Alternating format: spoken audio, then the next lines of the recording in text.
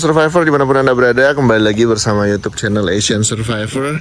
Hari ini kita diminta untuk mengecek ketersediaan bibit di toko bibit yang ada di Kalimantan Utara. Nah, kita berencana memesan sebanyak 100 buah bibit mangga yang nantinya akan kita antarkan ke pemukiman transmigrasi. Jadi saat ini saya sedang ada di Lintang Bibit. Nah, ini adalah Lintang Bibit Kalimantan Utara, di mana menyediakan berbagai jenis bibit-bibit unggul dari berbagai jenis tanaman dan tentu dari berbagai daerah di Indonesia. Ini kita bersama dengan Bapak Muharam. Pak Muharam. Assalamualaikum, Pak. Waalaikumsalam warahmatullahi wabarakatuh. Kebetulan beliau juga memang saya baru tahu juga ternyata berkecimpung di dunia pertanian di Dinas Pertanian Kabupaten dan Ketahanan Pangan Kabupaten Bulungan ya, Pak ya. Jadi saat ini kita sedang melihat berbagai macam jenis bibit yang ada di sini, dan saya fokus pada pesanan kita yang akan kita angkut ke lokasi transmigrasi, yaitu mangga ini, Pak. Untuk saat ini jenis-jenis bibit yang ada di lahan Pak Muharam ini atau di store-nya Pak Muharam ini apa saja nih? Macam-macam ya. Kita tapi lebih fokusnya ke tanaman buah, Mas. Tanaman buah ya? Buah-buahan. Ada mangga, jeruk, jambu, kemudian durian, ada petai, ya, ada alpukat, macam-macam, campur-campur lah. Oke, jadi kalau untuk mangga sendiri ada beberapa jenis, Pak? Mangga ada macam-macam. Mangga tuh ada yang kalau lokal kita tuh mana lagi atau lali jiwo tuh ya. Mana lagi lali jiwo, harum manis. Kemudian ada juga mahathir, mangga yang jumbo. Kayak apa tuh modelnya tuh? Oh, ini mahathir nih. Ini bisa dibedakan dari daunnya atau dari batangnya? Pasti beda. Ini mahathir nih, daunnya lebih lebar. Ya. Ada juga yang jenis import ya, dari Thailand, ada yang dari Taiwan. Ini UN 6. Ya. UN series 6. Itu apa? Itu dari, kalau di lokalnya disebut apa itu? Nggak ada. Memang dari luar. Warna buahnya dia merah. Oh, yang seperti yang di merah. Jepang itu? Ini. Mangga apa namanya? Ini mangga termahal di dunia lah saat ini. Ini mangga Miyazaki. Oh, Miyazaki. Ya, itu beneran Miyazaki. mangga Miyazaki? Ya, ini warnanya juga agak merah. Cuma kalau di tempat kita dipengaruhi ketinggian tempat kan, kita dataran rendah, kemudian suhunya rendah, jadi warnanya tidak seperti aslinya. Oh gitu. Karena warna kan dipengaruhi itu. Tapi dari segi rasa mungkin jelas berbeda juga mungkin ya. Pasti ya. Tapi kalau gen kan tidak terlalu jauh lah berbeda. Dan mungkin ada ini juga cokanan, mangga cokanan yang warnanya kuning. Cuma ukuran buah tidak terlalu besar. Jadi gini, kebetulan ada dari sebuah departemen perusahaan yang menitipkan saya untuk membeli 100 bibit mangga. 100 bibit mangga yang akan saya angkut ke pemukiman transmigrasi. Jadi di sini ada, Pak. Kalau di sini ada kira-kira untuk 100. Ada. Ada ya? Ada. Cukup banyak. Nggak apa-apa kalau misalnya memang kalau sini ada polybag yang besar, kita ambil yang polybag kecilnya supaya angkutnya lebih mudah. Tapi yang jelas itu adalah mangga mada lagi. Mana lagi harum manis ada tersedia. Kira-kira kalau saya minta disiapkan di minggu ini bisa enggak kira-kira? Bisa. Barangnya ya? Sudah siap kirim, sudah siap tanam. Nah, kondisi bagus lah. Kalau dari mangga ini, kalau dari harga mana lagi gimana? Kalau bisa dilihat itu bisa terjangkau enggak untuk dibeli oleh kalangan masyarakat seperti kita ini? Sebenarnya kalau untuk harga ya, bibit itu sebetulnya enggak ada yang mahal lah. Enggak ada yang mahal. Sebenarnya semua murah lah. Artinya kalau kita bandingkan dengan ini kan namanya tanaman kan, investasi jangka panjang lah. Kalau untuk harga kita di kisaran 50-60 ribu. Rata-rata lah kurang lebih bibitnya. Oke, nanti saya pesan 100, nanti pembayarannya lewat transfer aja ya, Pak ya? Siap. Baik, boleh kita diajak jalan-jalan, Pak? Ada jenis tanaman yang mungkin yang menarik ini seperti pete, jelas ada coklat. Ini kan lagi boomingnya nih, harga coklat lagi mahal, Pak ya? Coklat atau kakao. Kita kembangkan di lokasi yang satu di Selimau. Bapak kembangkan dari biji atau dari? Ada yang dari biji, karena kan kalau coklat itu terbatas, Mas. Yang bisa dikembangkan dari biji itu dari aturannya itu hanya boleh klon ICRI. ICRI 0608H. Itu yang boleh dikembangkan dengan biji. Selain itu harus perbanyakan vegetatif. Apakah sambung sisip, apakah sambung pucuk itu. Baik. Ini ada untuk kakao. Untuk kakao ya. Ya. Jadi kan kalau lagi mahal-mahalnya sekarang nih Pak ya. Sekarang nih gini, harga kakao tuh sekarang agak mahal. dipengaruhi oleh gagal panennya Ghana dan Pantai Gading. Oke. Jadi di Afrika tuh Pantai Gading dan Ghana tuh gagal panen kakao. Jadi kita tuh dapat berkahnya, harga tinggi. Ya untuk petani ya, itu merangsang. Jadi teman-teman petani itu semangat nanam, dipacu oleh harga tinggi itu. Tapi bisa jadi di saat nanti sudah bagus panennya di sana itu bisa mempengaruhi Pasti permintaan harga di sini ya? harga pasti fluktuatif lah ya, pasti turun karena permintaan pasar dunia kan.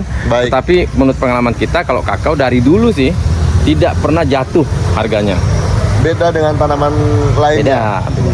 Boleh kita lihat di sini ada juga alpukat. Nah, saya lihat di lokasi transmigrasi lahan yang sudah tertanggul, sudah kering itu kayaknya sangat cocok untuk tanaman alpukat.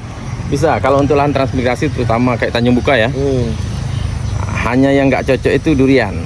Iya, tapi kok dipaksakan untuk tanam durian? Saya enggak. Kalau saya teman-teman dari Tanjung Buka atau dari daerah-daerah Pasang Surut Gambut datang ke sini pengen ngembangkan durian dalam skala besar, saya akan larang. Dalam artian karena kita kan sekaligus edukasi nih, penyuluhan. Kalau saya kepentingan penjual bibit, maunya sih ya silahkan beli sebanyak-banyaknya kan. Tapi kita enggak.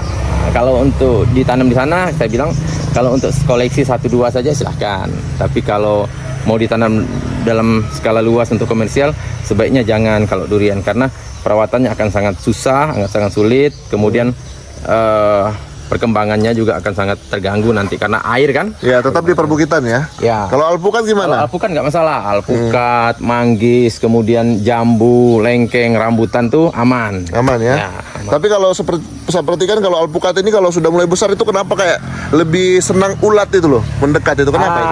Memang alpukat tuh salah satu kelemahannya memang itu. Jangankan di kita ya, di Jawa tuh tempat sarangnya ulat bulu kan. Yang ulat bulu. Tapi kalau pencegahan di awal insektisida sih aman-aman saja. Pengalaman kita yang ditanam, tapi daerah-daerah yang agak perbukitan ya, ini nggak ada masalah sih dengan ulat. Oh gitu, cuma daerah agak rendah gitu ya. Paling nanti di awal-awal itu penggerek batang. Iya, sampai segede-gede itu ya maksudnya. Itu saja. Kalau penggerek batang kan pakai insek saja, pakai desis, alika atau kurakron tuh enggak aman lah. Nah ini ada alpukat nih. Alpukat kendil, alpukat miki. Kalau jambu kristal merah, kristal putih. Terus juga ini ada kelengkeng ya. Lengkeng ini sekarang yang primadona mas. Cepat berbuah. Lengkeng new kristal, buahnya lebih lebat. Berapa lama dari sejak tanam itu umumnya berbuah itu? Lengkeng new kristal 2 tahun 2 tahun setengah lah. Tapi biasanya dia minta di booster sedikit. Pada saat awal kalau fisik sudah cukup bagus, kita mau bungakan, di booster sedikit, aman. Saya lihat di beberapa tempat mereka jualnya dalam kondisi berbuah itu. Kadang-kadang saya lihat, wah hebat banget ini. Tapi memang dengan polybag yang lebih besar. Kalau kita peremajaan dulu kan, dibesarkan dulu, polybag bisa. Oke, dan kemudian di sini ada jeruk. Ini jeruk apa daunnya yang diambil ya? Campur nih. Ini kemarin belum sempat kita pisahkan. Ini jeruk purut, jeruk nipis, jeruk dekopon. Oke, baik. Ke sana tuh. Ya, dan juga ini ada anggur Brasil ya. Di anggur Brasil. Kalau seperti anggur Brasil ini sebenarnya lebih nggak banyak. Ini lebih enak lah. Untuk kelas koleksi aja. Kelas koleksi. Ya, untuk depan rumah. Atau bisa dibikin bonsai juga mungkin ya? Bisa. Bagus nih sebenarnya. Kita punya teman tuh di SP itu yang memang hobi bonsai kan. Dia banyak bonsai ini. Memang gitu. Agak lama sih kalau kita tunggu buahnya sih. Iya, memang. Saya ada tanam di kilo. Wah, ini kok masih kayak rumput gitu. Agak lama ya. Ada duku rambutan. Iya.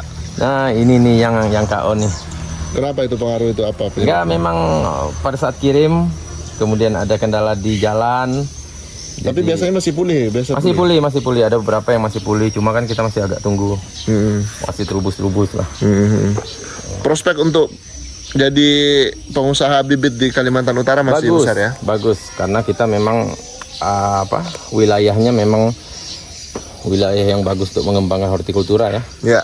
Jadi kemudian lahan-lahan juga cukup luas, kemudian juga cukup subur. Hanya tinggal niatnya aja lah. Tekadnya yang mau berkebun gitu aja. Baik, ini kalau semua sawit gitu. Ini kan nanti saya mau ngangkut 100 nih. 100 itu biasanya prosedurnya gimana? Nanti langsung diangkut ke dermaga nanti saya bantu. Kita bantu untuk pengiriman ke titik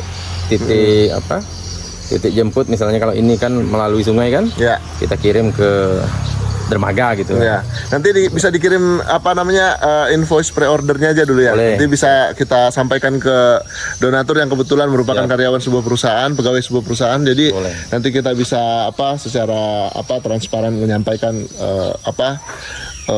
penyerahan dananya seperti itu. Nah ini salah satu yang sebenarnya sempat viral pada masanya ya. Ini bahkan ada buahnya sebenarnya Pak ya. Ya, ini, Bisa dimakan katanya. ini gini nih ibunya nih yang Oh, gitu. senang ini. Senang. Jadi Kayak apa sih namanya? kalau dulu masa-masanya wah Itu lagi. rame, mahal-mahal lah. Ya betul. Cuma sekarang kita tetap kembangkan aja lah. Siapa tahu ada yang mau kan kita bagi. Kita bagi-bagi aja nih. Wah. Kemudian di sana sebenarnya kalau seperti jambu yang paling sederhana pertumbuhannya itu kayak jambu ya. Jambu kristal. Jambu kristal tuh kita cuma butuh 8 sampai 9 bulan untuk bisa panen. Iya. Jadi kalau untuk tanaman tumpang sari, untuk kebun-kebun bukaan baru, saya lebih nyarankan untuk kembangkan juga jambu kristal. Iya. Karena selain perawatannya agak mudah, dia lebih cepat menghasilkan. Jadi nanti 8-9 bulan sebelum tanaman utama seperti misalnya durian itu panen, jambu kristal duluan panen untuk biaya tenaga kerja, biaya perawatan. Itu bisa bersamaan Pak, durian dan Nggak masalah. nggak masalah ya. Cuma ya memang kita targetnya hanya untuk 4-5 tahun. Iya. Kita harus sudah KO kan jambunya gitu. Iya. Atau juga bisa dipindah ya dengan Ya, cara bisa. cangkok gitu. Kalau untuk jambu kristal seperti yang sana harga berapa sih biasanya? Kalau jambu kristal 45.000 45 per batang ya. per batang. Nah, kalau selain jambu kristal jambu apa lagi yang ada? Jambu Jamaika ada, kemudian jambu air ada, jambu air citra merah ada, jambu madu deli hijau ada, jambu Jamaika ada, kemudian jambu kristal tanpa biji juga ada.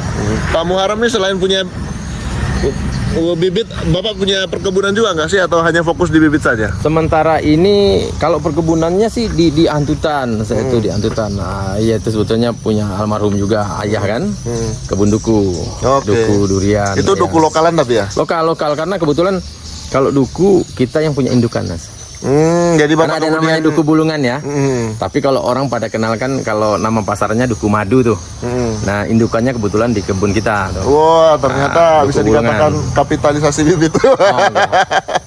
Kita selain hortikultura juga mengembangkan yang tanaman-tanaman perkebunan. Baik.